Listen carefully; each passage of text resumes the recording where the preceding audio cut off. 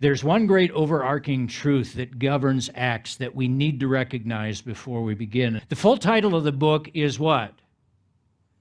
Acts of the Apostles, which actually is to be honest, a poor title. If you don't know it, the titles of the Bible books were assigned later on.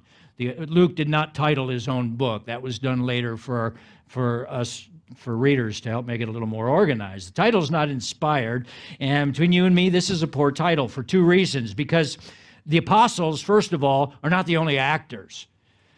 It's true, as we read the book, you'll see that Peter is kind of the main focus of the first half of the book, and Paul becomes the focus of the second half. But in between are dozens of stories of Jesus working through a wide variety of people. We'll meet Stephen and Philip, Barnabas and Silas, Aquila and Priscilla, and so many others. The growth of the church never falls on the shoulders of a few, but it's the responsibility of everybody who loves and follows Jesus and bears the Holy Spirit. And this points to a second reason why I think Acts of the Apostles is a bad title. The story of Luke actually is the Acts of Jesus. He's the hero. He's the lead actor from start to finish.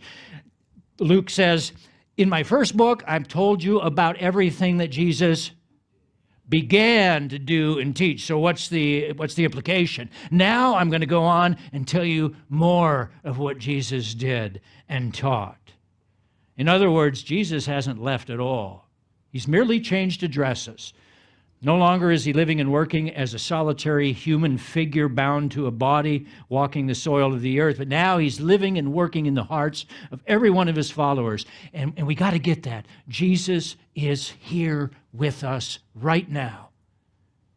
Just like he said he would. I will be with you always to the end of the age. That means he is here in this room with his people right now. And we need to remind ourselves of this over and over again. In his book, All Things New, John Eldredge tells the story about how a few years back, a very close friend of their family passed away unexpectedly, and the grief was devastating. Eldredge writes in his book, life begins to feel like it is only and always going to be about loss. And he describes how after the phone call came that told them that their friend had passed, he and his wife and their two adult children went out on the porch just sobbing and just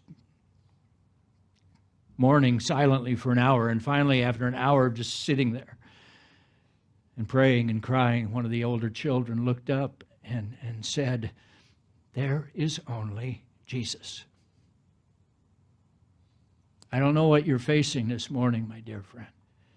I don't know what grief has overspread your heart as we start this new year, what worry is poisoning you, what sins are clinging to you. I don't know what fear is crippling you. But could I say these 4 words one more time, and I want you to listen. There is only Jesus.